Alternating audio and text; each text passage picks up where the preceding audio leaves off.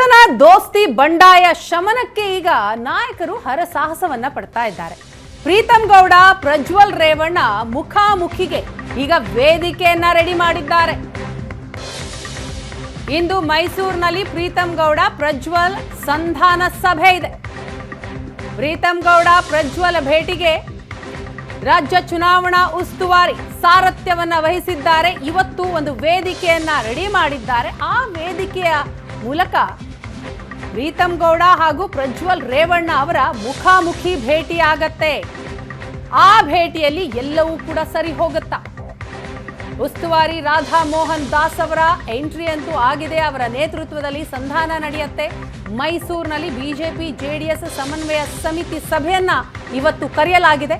ನಿನ್ನೆ ಒಂದು ಸಭೆ ಇತ್ತು, ಹಾಸನದಲ್ಲಿ ಕರೆಯಲಾಗಿದ್ದಂತಹ ಸಭೆ ಅದು. ಆ ಸಭೆಗೆ ಗೈರಾಗಿದ್ರು ಪ್ರೀತಂ ಗೌಡ.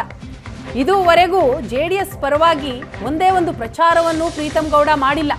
ಇದು ಹಾಸನದಲ್ಲಿ ದೊಡ್ಡ ತಲೆನೋವಿಗೆ ಕಾರಣ ಆಗ್ತಾ ಇದೆ. ರಾಜ್ಯದಲ್ಲಿ ನಾಯಕರ ಮೈತ್ರಿ ಆಗಿದೆ ನಿಜ, ಆದರೆ ಹಾಸನದಲ್ಲಿ ಪರಿಸ್ಥಿತಿ ಸಂಪೂರ್ಣವಾಗಿ ಭಿನ್ನವಾಗಿದೆ.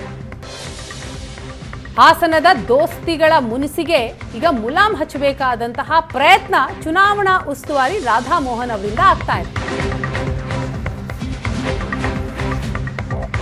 ಇನ್ನೂ ಶಮನವಾಗದ ಪ್ರಜ್ವಲ್ ರೇವಣ್ಣ ಹಾಗೂ ಪ್ರೀತಂ ಗೌಡ ಮುನಿಸು. ಚಾಮರಾಜನಗರ ಮೈಸೂರು ಬೂತ್ ಕಾರ್ಯಕರ್ತರ ಸಭೆ ಇದೆ. ಸಭೆ ನಡೆಸಿಕೊಡುವ ಜವಾಬ್ದಾರಿ ನನ್ನ ಮೇಲಿದೆ ಅಂತ ಪ್ರೀತಂ ಗೌಡ ಹೇಳ್ತಾರೆ. ಪ್ರಜ್ವಲ್ ರೇವಣ್ಣ ಭೇಟಿಯ ಬಗ್ಗೆ ನನಗೆ ಮಾಹಿತಿ ಇಲ್ಲ. ಬಿಜೆಪಿ ಮೀಟಿಂಗ್ ಇದೆ, ಅದಕ್ಕೆ ಹೋಗ್ತಾ ಇದ್ದೀನಿ. ಪ್ರಜ್ವಲ್ ಭೇಟಿಯ ಬಗ್ಗೆ ನನಗೆ ಗೊತ್ತಿಲ್ಲ ಅಂತ ಈ ಸಂದರ್ಭದಲ್ಲಿ ಪ್ರೀತಂ ಗೌಡ ಅವರು ಹೇಳ್ತಾ ಇದ್ದಾರೆ. ಇವತ್ತು ನಮಗಿರೋಂಥದ್ದು ಚಾಮರಾಜನಗರ ಮತ್ತು ಮೈಸೂರು ಜಿಲ್ಲೆಯ ಎಲ್ಲ ಬೂತ್ ಮತ್ತು ಮೇಲ್ಪಟ್ಟ ಕಾರ್ಯಕರ್ತರ ಸಭೆ ಇದೆ. ಆ ಕಾರ್ಯಕರ್ತರ ಸಭೆಗೆ ನಾವು ಅವ್ರನ್ನ ಸ್ವಾಗತ ಮಾಡ್ತಿದ್ದೀನಿ. ಈಗ ಹೋಗಿ ಮತ್ತೆ ಸಭೆ ನಡೆಸ್ಕೊಡೋಂಥ ಜವಾಬ್ದಾರಿ ನಂದಿದೆ. ನನಗೇನಕ್ಕೆ ಮಾಹಿತಿ ಇದೆ? ನಮ್ಮ ಭಾರತೀಯ ಜನತಾ ಪಾರ್ಟಿ ಮೀಟಿಂಗ್ ಇರೋವಂಥದ್ದು. ಈಗ ಮೀಟಿಂಗಿಗೆ ಹೋಗ್ತಾ ಇದ್ದೀವಿ. ನನಗೆ ಮಾಹಿತಿ ಇಲ್ಲ, ಯಾವುದೋ ಮಾಹಿತಿ ಇಲ್ಲ.